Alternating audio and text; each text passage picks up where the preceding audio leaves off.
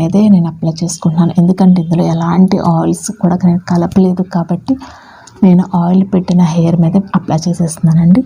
ఇలాగ మొత్తం జుట్టు కుదుళ్ళ నుంచి అప్లై చేయండి. జుట్టు కుదుళ్ళ నుంచి చివరి వరకు కూడా ప్రతి వెంట్రుకి కూడా పాయలుగా తీసుకుని ఎవరి హెల్ప్ అయినా సరే మీరు తీసుకుని జుట్టుకి మంచిగా పెట్టేసుకోండి.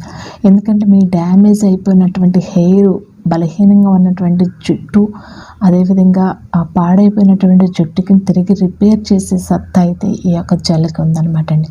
ఇలాగ పెట్టేసుకున్న తర్వాత 1/2 అవర్ అయిన తర్వాత మైల్డ్ షాంపూతో హెడ్ బాత్ చేసేయండి. సో మీరు లైవ్లో రిజల్ట్ అయితే చూడొచ్చు కదండి. సో నేనే షాక్ అయ్యాను అనమాట.